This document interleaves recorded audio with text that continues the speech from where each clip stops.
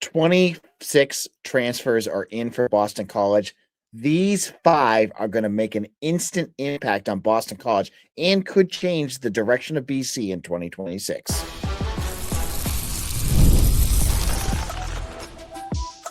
You are Locked On Boston College, your daily podcast on the Boston College Eagles. Part of the Locked On Podcast Network, your team every day.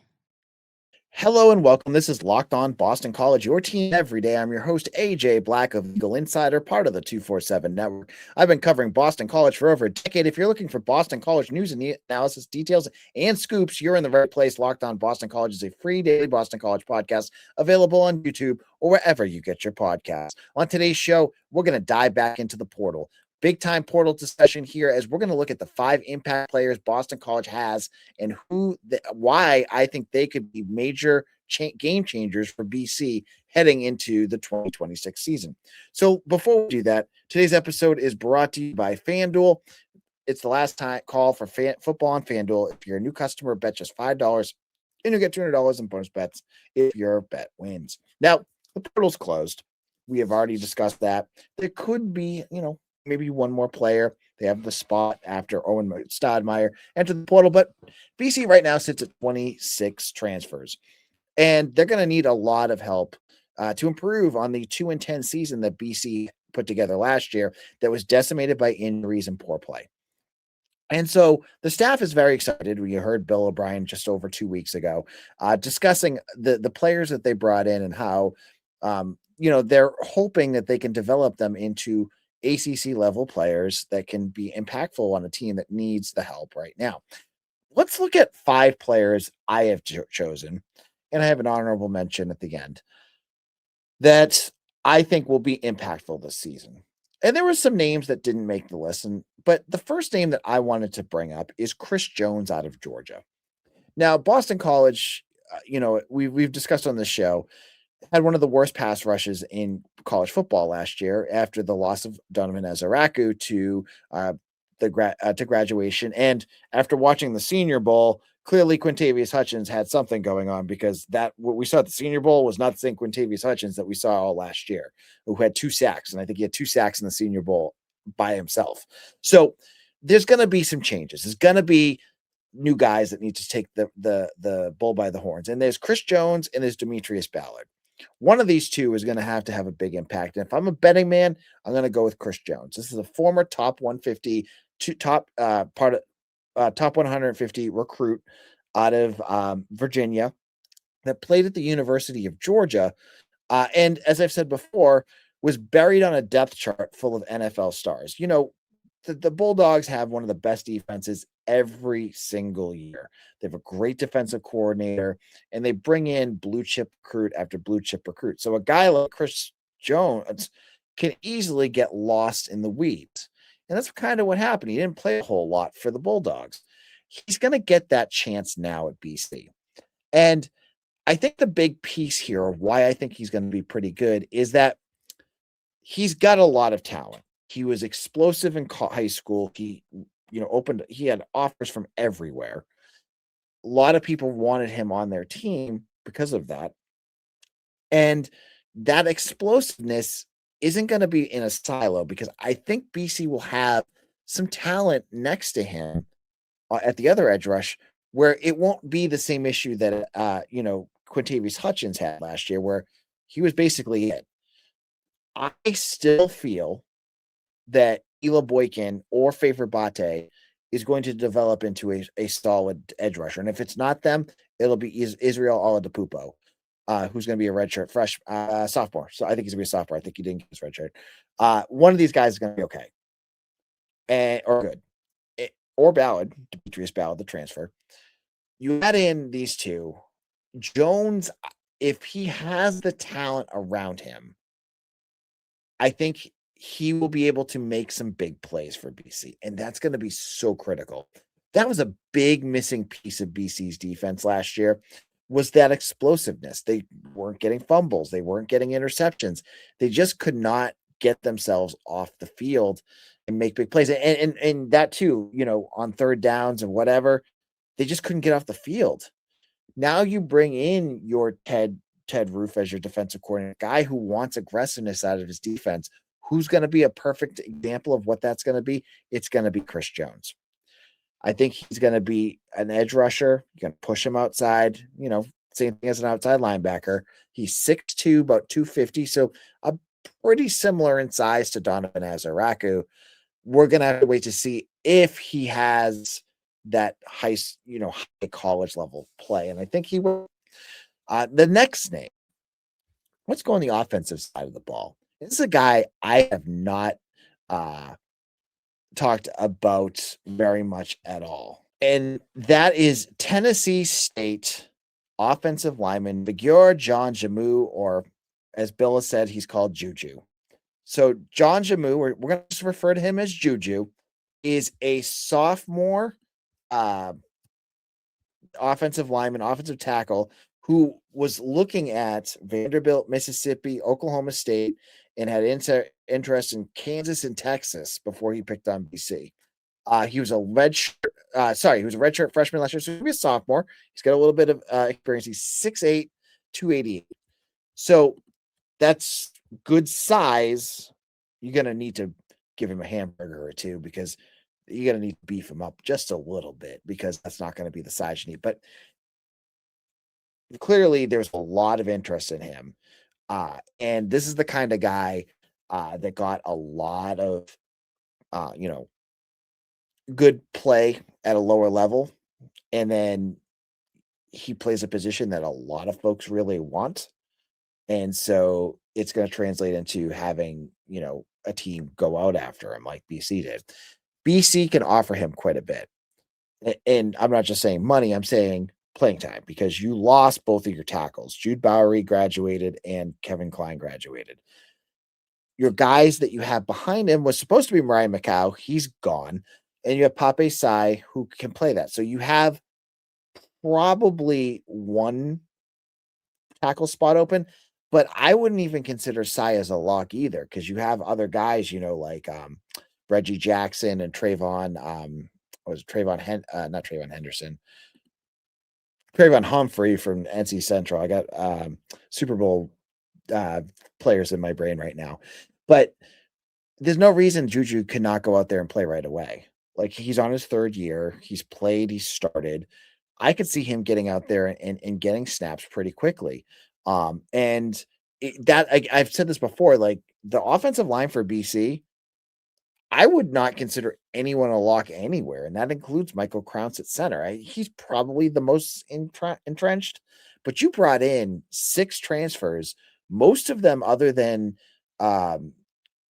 they have the kid for Norwood from UNC. Like, everyone else has played quite a bit. So there's a lot of guys that could play. There's something about Juju, I think, that folks are going to probably fall in love with quick and get him out there. Good size. They're going to beef him up just a little bit. As long as he can kind of acclimate to the ACC speed, he's got to be a lock for that. So he's my second name. And in a moment, I'm going to give you 2 more. One on both sides of the ball again, both at different positions than what we've talked about. I'll tell you who they are in just a moment.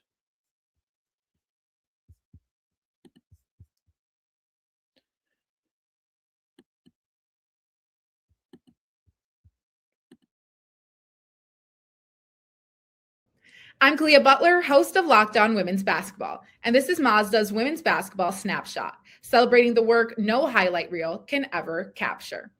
Number 1 ranked UConn dominated Tennessee 96-66, turning a halftime tie into a historic win and avenging last season's loss by delivering the largest margin in the rivalry's history.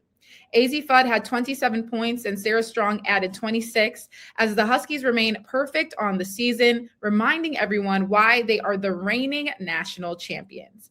In the Big Ten, number 2 UCLA rolled past number 8 Iowa 88-65, powered by 22 points from Angela Dukeledge and a huge advantage in the paint, staking their claim as a national threat. These moments are earned off the clock, those long before the lights ever come on. The sweat, the fakes, the doubt, the scrapes, and coming back for more every time. Mazda puts that same drive into every detail. Wins define the moment, putting in the work, that defines you. There's more to a Mazda because there's more to you. Now, I also want to tell you all about the Everydayers Club. If you have not joined already, you're missing out. If you're a diehard Locked On BC fan, and I know you are, you want to become part of this.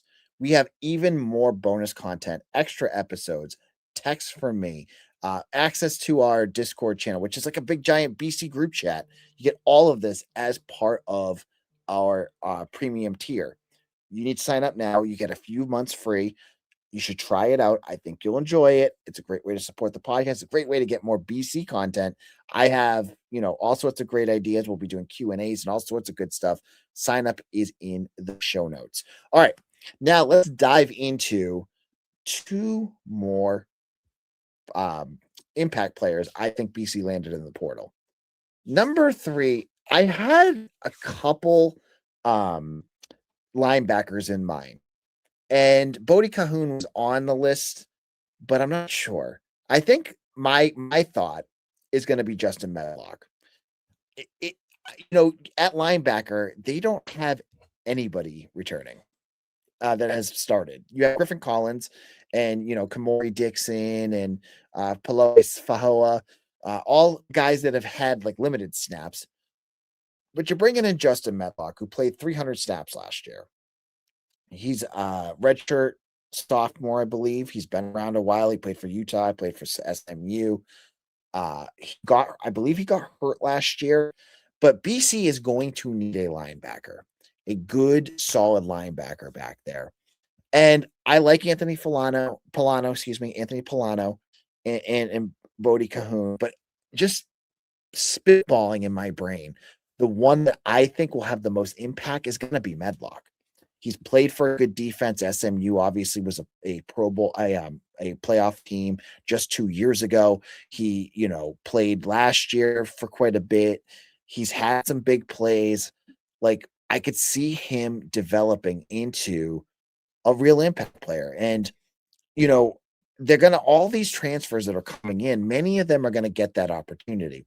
And it's going to take spring practice for us to start to see, okay, I'm starting to see this guy play more with the ones, or I'm starting to see, maybe they don't see him that way, because all you hear right now is Bill O'Brien saying all these guys are excited to coach. That's great. But if you're projecting out, it's kind of hard to say what's going on, especially when we're not going to have a spring game. So you won't know what's going on. At least I don't think they're having a spring game. But I think Medlock, guy who's played quite a bit, has good size, good physicality. This could be your next linebacker. And I'm very excited to see this linebacking group now. It was a position that really worried me going to the offseason because BC someone tweeted me the other day. They said, AJ, they haven't had a good linebacker since Max Richardson. And I'd say Isaiah McDuffie too, because I think he's pretty good. But it's been kind of true. Like, you've had some decent ones. Like, I don't want to poo-poo like what Owen McGowan has done. But what Owen McGowan or Davion Crouch or Cam Arnold has done has been solid-ish, but they're not spectacular. I think you brought in some new names where maybe you could find somebody who could take that next step. You have, the athleticism of Cahoon, but you have the physicality of Medlock. And I think that could be a game changer for BC. You needed to really fill out this depth chart. And I think he was the last one they brought in. I think, they had some other late signings, but he's the last one I found out about. And, I am a big fan of a guy that played for SMU. That's great. That's a good find for BC. All right. Our fourth one. Let's get to our fourth impact player because, I want to go to the offensive side of the ball. And I want to go to a name that I had listed on Eagle Insider as my choice as an under-the-radar transfer for BC. And I have some concerns, and I'll explain those in a second. But I think this guy could be good, and that's Javarius Green. Javarius Green is going to be a redshirt sophomore. He's entering his third year. So, again, good. I keep pushing this because I think it's important that many of these guys are in their fourth year. You're getting college.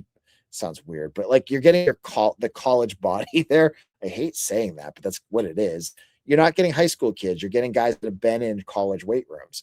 That's important.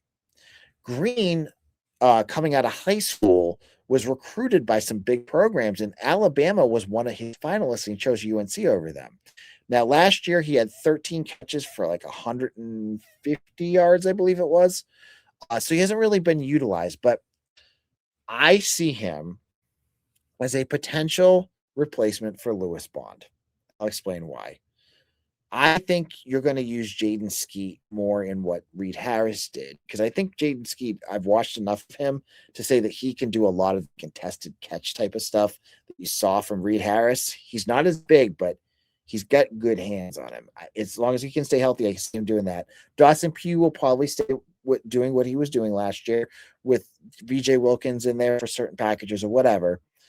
But for that Bond spot, I have a striking suspicion that Green is going to do that. He's quick. He's got decent hands. Like, I think he's going to be that kind of wide receiver for you right off the bat. Now, I said earlier, I have my concerns. Here's my concern. This isn't a knock on Bill, but tell me which wide receiver BT has brought in the last 2 years that has done well under Bill O'Brien. Jade McGowan didn't do anything. Like, he had 2 catches for 0. He had 0 receiving yards. Did nothing. Jerron Bradley played okay for a while, and then he disappeared. And then last year, VJ Wilkins played, he had 2 catches in the first 2 games, and he disappeared. Now, the first 2 guys, those were Jeff Halfley recruits. That was not, I can't blame Bill for that. But you can see why I have a healthy level of skepticism about any transfer coming in doing a lot in this offense. They have to show it to me. They have to, again, I go with my motto for this show, prove it. They haven't been able to prove it yet. So I'm still a little concerned that with a guy like Green, he's going to come in and there's something about his game that they just don't like or whatever, and it gets weird and he gets benched. And maybe you see like VJ Wilkins out there or whatever it is. So I still think of the 3 wide receivers that BC landed, he's the one I like the most. Reed Swanson is obviously huge, but I have concerns about him from Colgate. And Landon Wright played for Wazoo. I still am a little worried about what they're bringing in there. So that is what I see there. I think I like what I see from Green, and I could see, as long as he picks this offense up well and does what Bill O'Brien needs him to do, I can see him picking up a pretty big role right off the bat and being a very good impact player for B-State. Now, in my final segment, I'm going to give you an honorable mention, and then I'll tell you which transfer I think will have the biggest impact and explain why that is the case in just a moment. Tax season doesn't have to take over your life. This year, TurboTax is making it easier than ever to just hand things off and move on with your day. With TurboTax Full Service, you can have your taxes done for you by a trusted local expert, start to finish without the stress or guesswork. Instead of spending hours trying to figure out forms, you can meet with a local TurboTax expert in person or connect online. They handle everything from W-2s to self-employed forms and work to get you every deduction. You can upload your documents, go about your day, and get updates right in the TurboTax app. It's a huge time saver and game changer. For a limited time, you can have your taxes done by a local TurboTax expert for just $150 all in. If a TurboTax expert didn't file for you last year, just file by February 28th. Take taxes off your plate and get back to your life. Visit turbotax.com/local to book your appointment today. It's the last call for football on FanDuel. One final Sunday, one last kickoff. The final chance to get in on the action before the NFL season officially comes to a close. This is Super Bowl 60, and FanDuel is making sure you're right in the middle of it with a special offer just in time for the biggest game of the year. Whether you're backing the favorite, riding with the underdog, or building one last same-game parlay, this is the same game everyone's been waiting for. This is where predictions turn into plays, stats turn into storylines, and every snap feels bigger. It's the perfect way to cap off the season and make the Super Bowl even more exciting than kickoff to the final whistle. If you're a new customer, bet just $5 and get $200 in bonus bets if you win. Make it count, because after the Super Bowl, the season is over. Last call for football on FanDuel, an official sportsbook partner of Super Bowl 60. Visit FanDuel.com to get started.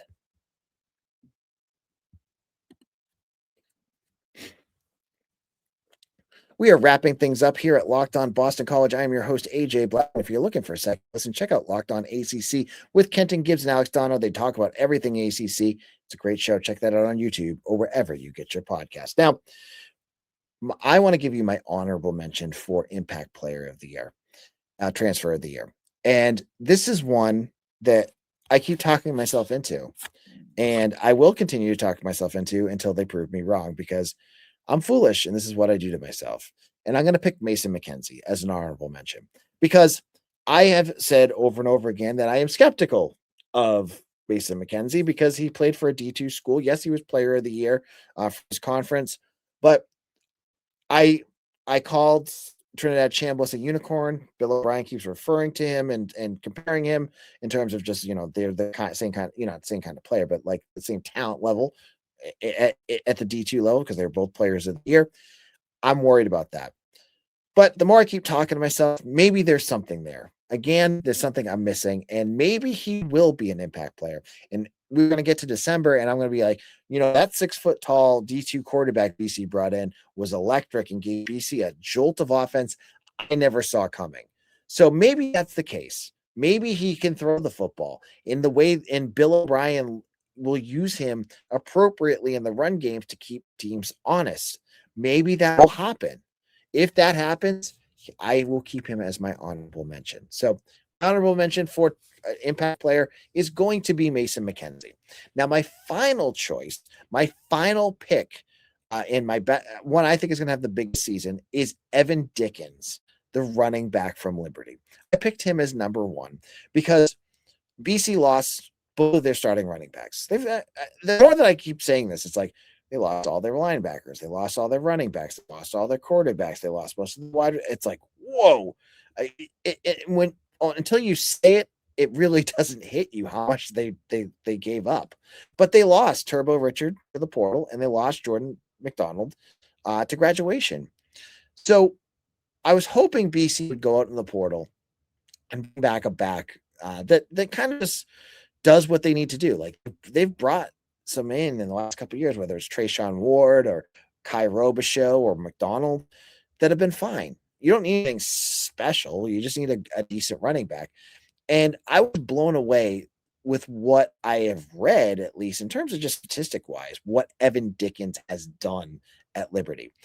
In just 1 month, I keep saying this, he ran for almost 1,000 yards in the month of November and had 9 touchdowns just in the month of November. And the rest of the year, he didn't really even start. He has just really kind of started to make his mark in college football. Like, he was a transfer from Georgia Tech where he really didn't get a chance to play. He comes on over, doesn't play right away, but then by the end of the year, he's a home run threat every time he touches the ball. Now, some people are going to be skeptical because he played a Conference USA schedule against Conference USA defenses, and Conference USA is probably one of the worst conferences in college football. I get that. But if he can develop, again, this is what you're hoping the staff can do. And you brought in Mike Hart, who's a very good running backs coach. If they can develop Evan Dickens, he could be a very good find for this team.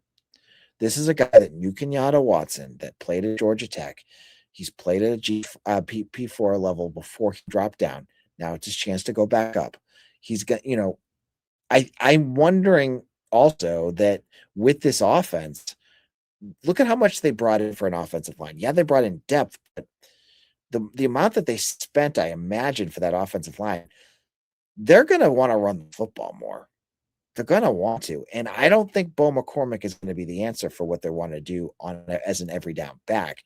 I think it's going to be Evan Dickens. This is going to be his chance to really shine. I think he could be a really special player. We'll have to wait to see where that goes there. But now, thank you all for listening. Now, if you are enjoying the show later on today, I said it on yesterday's show, we're starting to do like 10-minute bonus shows, and we're going to be doing them almost every day. I have Gio Collada from WZBZ coming on to talk women's lacrosse. So I have a 10-minute episode just on women's lacrosse that you can find on your YouTube feed later on in the day. Make sure you check that out. And follow me on Twitter at AJBlack247. Check me out on Instagram, on FanDuel. Not FanDuel. on Facebook. It's a long day, Blue Sky, and Threads. I hope to see you all again soon for another episode of Locked On Boston College, your team every day.